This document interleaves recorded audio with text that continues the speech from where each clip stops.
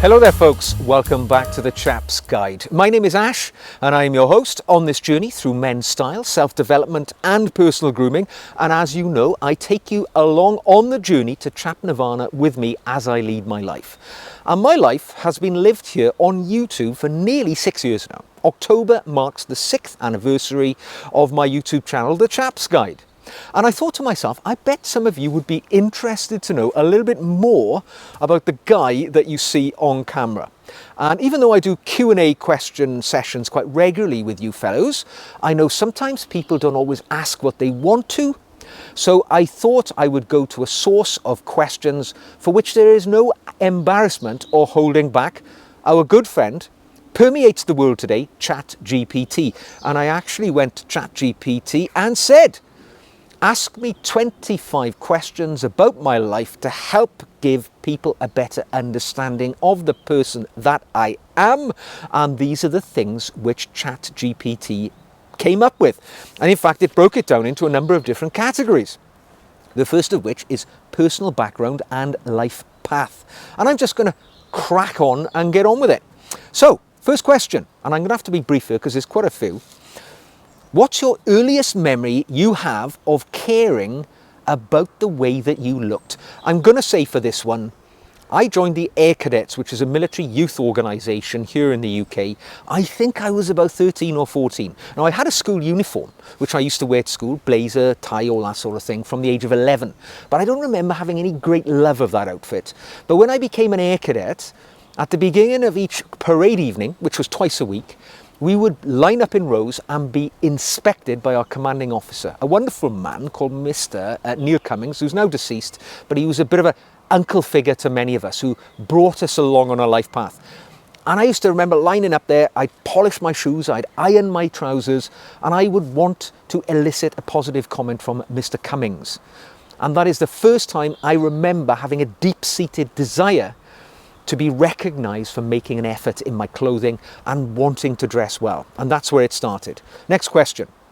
How did your military and police background shape the way you present yourself today? Well, not so much the police, that was just a perfunctory work uniform in my mind, but the military particularly. I served for 10 years in the Royal Air Force in my earlier years. And for me, I remember a certain pride which came from wearing a uniform which was imbued with the heritage and the tradition of 100 years. The Royal Air Force was the first air force in the world.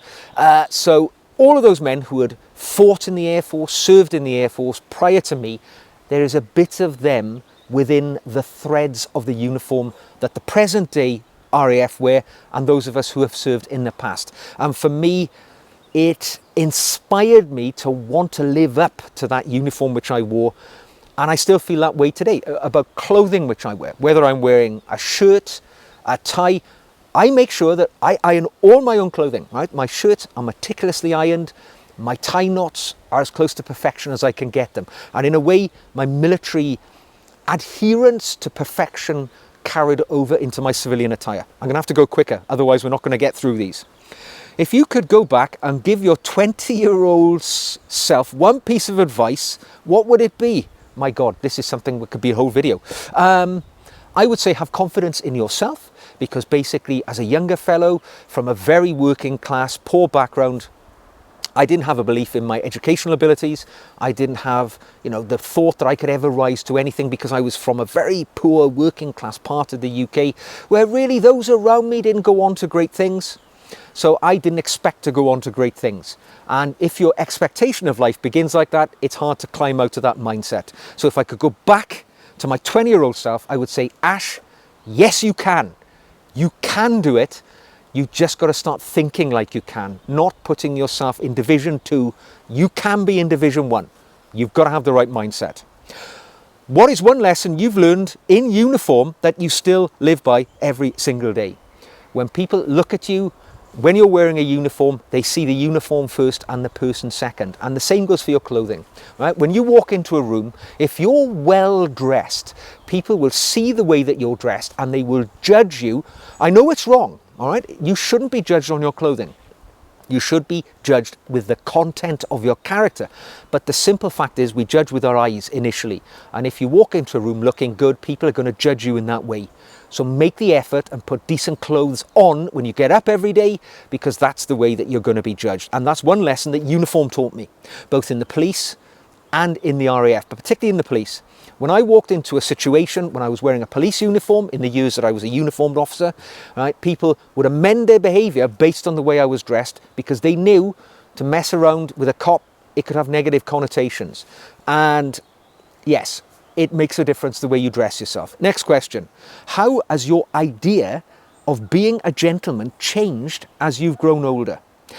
I realised that being a gentleman is about how you treat other people, not how you behave yourself. You could actually be an incredibly scruffy, unkempt individual who has no money and no status in this world at all. But you can still be a gentleman if you treat other people with respect and care and attention. You are empathetic to their needs first. That is a gentleman, not somebody who tarts it around dressed up to the nines and doesn't have any regard for other people. It is actually the person who cares for others first and then himself second who is the true gentleman. I probably didn't realise that years ago. The next category is style and sartorial interests. What was the first proper item of clothing you ever owned that made you feel like a man? Good question. It's gonna have to be a suit. When I was 16 years of age, when I left school, I got a job working in a garage, working in the sales department of a garage, and I went to the cheap gentleman's outfitters in my town called Burton's. I don't even know if they still exist anymore. And I bought myself, out of my first paycheck, a polyester two-piece grey suit. And it was the first suit I ever purchased at 16. And when I put it on, I felt like I was the bomb, right? I thought I looked great, and I felt taller, more robust, more confident. And that was the first item of clothing which I ever owned, which made a big difference. I've never gone through a period of my life since where I haven't owned at least one suit. Next question. Do you believe style is more about rules or self-expression? It is about self-expression. Rules are there, obviously. You know, you can't wear certain things to certain situations without standing out and feeling uncomfortable about yourself. But rules are basically a guideline. Nobody can say what you can and can't wear anywhere. It is about how you feel and how you wish to present yourself. Now, most of us present ourselves within the rules, all right? So if we go to a black tie event, the way that we stand out is making sure that our black tie is perfection. Great creases, polished shoes or patent leather shoes, self-tied bow tie, sharply pressed shirt. It is not standing out like a sore thumb and wearing a purple crushed velvet dinner jacket, because that's outside of the rules. There is an element of self-expression, but it is within the boundary of the rules. Next question. What's the one item in your wardrobe you would never part with? Tough one. I would have to say probably there are a few ties which I own which take me back to periods of my life. Maybe my RAF tie, because it is a deep-seated association with a decade of my life which I served in the military, but also something which looks smart and dapper even today, and it still fits me today like it did 30 years ago. So great stuff. Which men's style mistake do you see most often and that you wish that you could correct? The biggest style mistake I see in men is fear. It's not about an individual item of clothing or wearing clothes which are too big or too small. It's fear. Men are afraid to dress with self-expression, which goes back to an earlier question. Men, I think, know that dressing better is the way to go to have better outcomes for yourself. We all know about enclothed cognition. Dressing well makes our outcomes in life better. And we grew up seeing people like Cary Grant, James Bond being well-dressed men on the big screen. We've all wanted to emulate them. But we fear dressing like that because we're afraid of being judged by those around us. Men are held back by their fear, and that's the biggest mistake they have. Next question. If you could only wear one item for the rest of your life, what would it be? Easy. I'm wearing it now. A double-breasted navy blazer, a white or a light blue shirt with a regimental tie, grey flannel slacks, And I would say, I've not got them on now, I'm wearing a pair of desert boots, but I would say a semi-brogue in burgundy with a mirror shine. That's all a man needs for pretty much every situation. Whether you're going out this afternoon to meet the king or whether you're going to meet friends for a drink in a pub in town, you are perfectly attired. That's all that you need.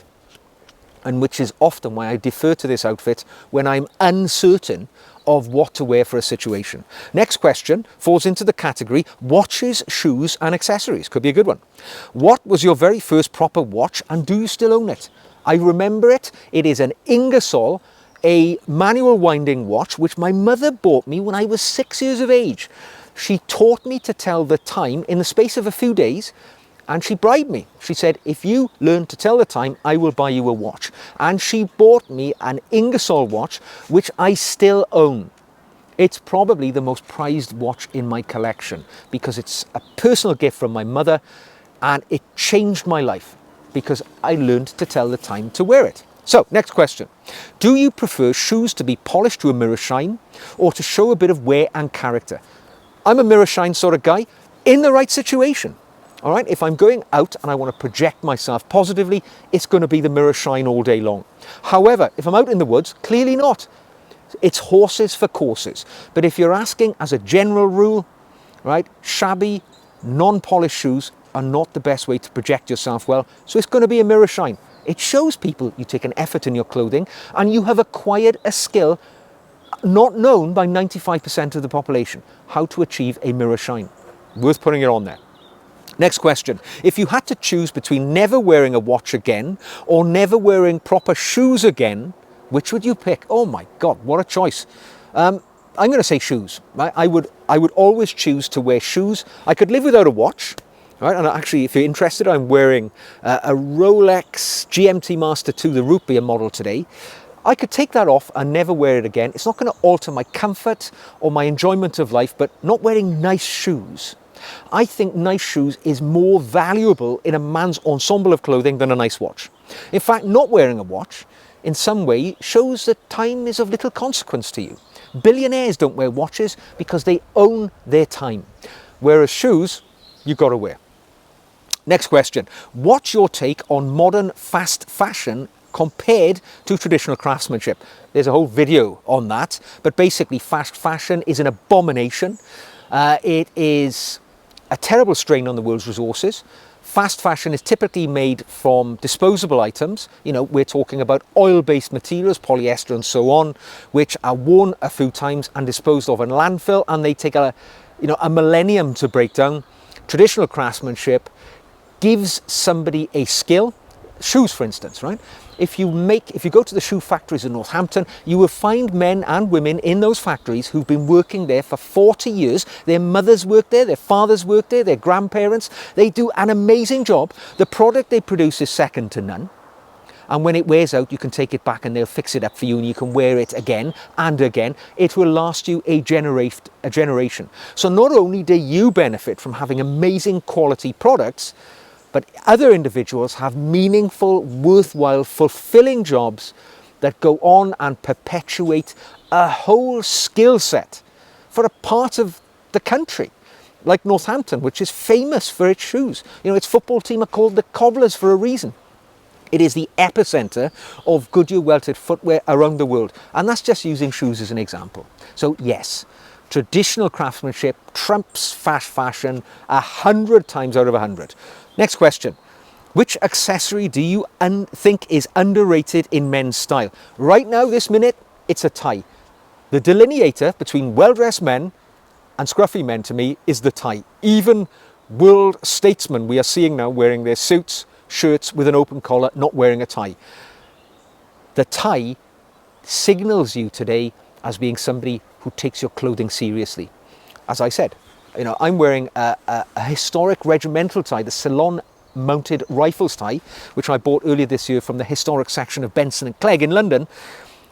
I just love it. I think it says something about me. The colours match with, the autumn environment. The tie is becoming a rare accessory. Next batch of questions, lifestyle and philosophy. God knows where this is going.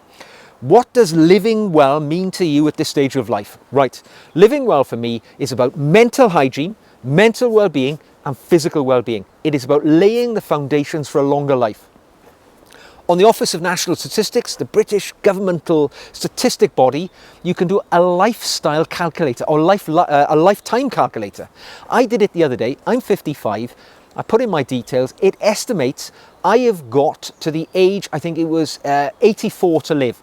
Average life expectancy for a 55-year-old man in the UK is 84 years of age. That puts me at 29 years left ahead of me. So for me, I want to lay down the best foundations for those next 29, hopefully many more years, but you know, we'll see what we can do. And that's about staying fit, keeping weight off the body, keeping myself mobile and enjoying each and every day. Because believe me, when you get to my age, you realize there are a lot less days ahead of you than there are behind you, and every single one of them is valuable, and you have to squeeze the life out of it. That's what life is about for me now. That's what living well is. How do you balance tradition with adapting to the modern world? Well, a little bit of both, to be honest. You know, you can enjoy the traditions of the past in the modern world by just integrating little elements of tradition into your life, like the way you dress, for instance. All right? Everybody around you in the modern world will be wearing Crocs, t-shirts, but I wear a shirt, nice trousers, nice pair of shoes. It's an integration. That's the best thing I can answer that. So, what daily ritual or habit gives you the most peace? Easy, this one. A wet shave every morning. I get up, I get out of bed, I go to my bathroom, I run the hot water, and I give myself a beautiful, luxurious time suspension, basically, because for 10-15 minutes, and I'm happy to get up early to do this, by the way. People say to me, I don't have time to have a shave like that. Find the time, right? It's a meditative stance for your brain for the rest of the day. A long, slow shave. It makes me feel invigorated, alive, ready for the day, and sharply shaven as well, which is a rarity. 7 out of 10 men in the UK today don't shave. They've got stubble or beards. We're in the minority, those of us who shave. And that's my little daily luxury ritual. Find the 10 minutes. It makes the difference. What book has influenced your life or philosophy the most? Now, I know what people are looking for here, or this question is probably looking for some religious tome, but it is not. The book which I enjoyed the most is going to be The Remains of the Day, which was a fictional book, but actually the book which probably flavoured my life the most was one of the many books which I have read on Ernest Shackleton. I think it's a book by Lansing. It tells about Shackleton's exploration to the South Pole and how through sheer bloody mindedness and resilience of character and strength of soul that Ernest Shackleton overcame the impossible odds, survived the South Pole, brought all his crew back when his ship, the Endurance, was shipwrecked, and became one of the greatest natural leaders in human history. Often overlooked, but Shackleton's story propels my life. And when I first read that book, the scales fell from my eyes as to what is possible within the human mind if you put yourself to it. Next question, if you could live anywhere in the world for a year, where would it be and why? I live in a great country, the UK, so it's hard to choose somewhere where I would prefer to be, but I once went on a 4-week holiday with my wife, as she wasn't at the time, she was just my girlfriend. But we went to New Zealand. We went to the South Island of New Zealand, and we toured around, we hired a car, and we literally just drove around New Zealand.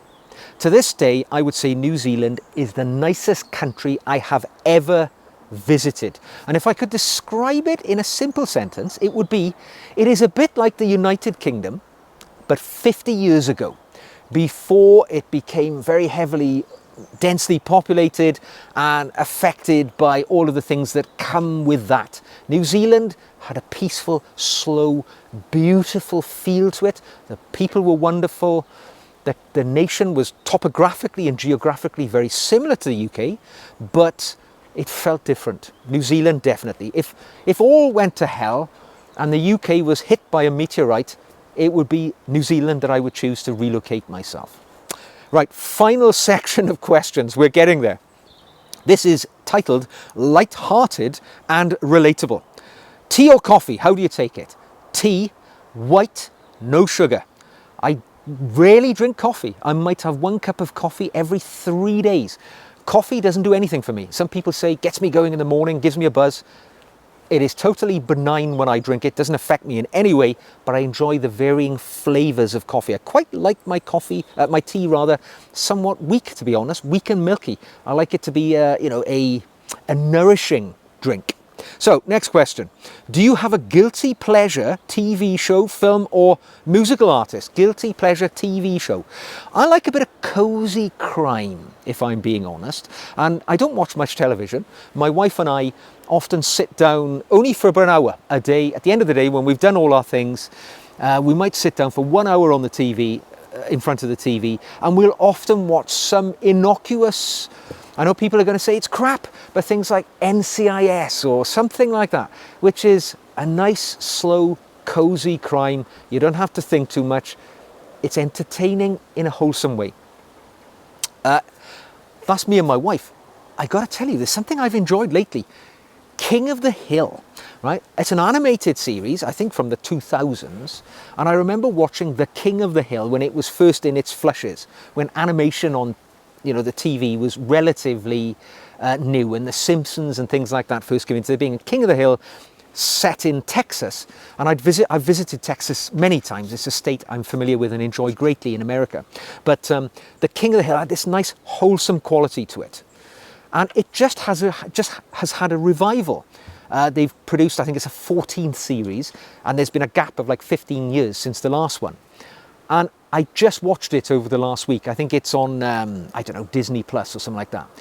And it has been wonderful, a total reacquaintance. And it's still wholesome and lovely to watch.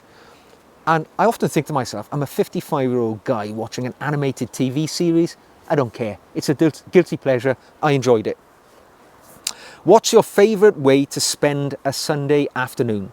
I'm going to say probably spending time at home in the garden with my wife, doing a little bit of gardening, doing a little bit of, painting the shed, something like that, not far from home, back and forth the kitchen, preparing Sunday dinner. I do most of the cooking at home, so I like going back to the kitchen, putting the Sunday roast on, things like that. Wholesome, family-oriented around the house, because much of the week we're all out doing our own various things. My wife's out riding a horse, playing a golf. My son's doing this, that and the other, scouting, sport. I'm doing my YouTube-y stuff, or back and forth London or what have you, professional speaking. Sunday, home is the hub. I love to be there. Last but one question. If you could sit down for dinner with any historical figure, who would it be? I've already said it, Ernest Shackleton, the greatest leader of men who has ever lived. I would love to sit down with Sir Ernest and just quiz him about what propelled him, how he found the inner strength in times of utter loss and destitution, where everything was gone down in the South Pole. His ship had sunk, trapped on the ice floe, thousands of miles from civilization. What went through his mind? How did he overcome that? I'd love to spend time with Sir Ernie. And my last question, what's the one thing people would be surprised to learn about you? And you could probably tell I never actually pre-read any of these. I just printed them out and brought them straight up here. The one thing you might be surprised to learn about me is that I am a profoundly emotional guy. There's probably not a day goes by where I am not moved to tears by something which I either read or see on the news or television. I am a very empathetic human being. When I'm around people or I encounter people who have had hard times and sadness, it reflects upon me in some way. I watch something on the TV, music, something like that. I recently watched, for my other YouTube channel, a Chap Reviews, The Mission for the first time. I'd never seen that movie from the mid-1980s, The Mission. And I found it immensely moving, even though it's quite a religious-based film, and I am not religious, I live a secular life, I am an atheist, but I can appreciate people who give their all to something, as the characters in that movie did. They sacrificed themselves for their belief. And I was in reams of tears watching that film. And now I've come to deeply love Gabriel's Oboe, the music written by Ennio Morricone, as a soundtrack for that movie. And I placed it on my playlist. And you know what? Every time that comes round on my playlist, maybe I'm driving my car or something like that, I will be choking back tears, because it's such an emotional moment for me to hear that music. It takes me back to my feelings of the movie, and things well up in me. So I'm actually far more emotional than I would like to admit, but you can't change what you are, can you? So I just have to admit it. And that's something you might not have thought about me, having lived a life in the military, in law enforcement, having seen the things that I have. You might think I'm a bit tougher, but actually I'm not. So there we go. Thanks for sticking with me. 25 questions, courtesy of Chap GPT, and they were designed to perhaps give you more of an insight into Ash the Chap Jones that you've seen on camera now for 6 years. I hope it was of some interest to you. If you have a question for me, drop it in. You know how to do it. If you want to come on the next 6 years of the journey with me, you can become a patron. The link to my Patreon pages, of course, where you get additional video content specially made exclusively for my patrons, is in the description box below. I'd love to have you on the team. Until the next time we meet, take care, and I'll see you soon.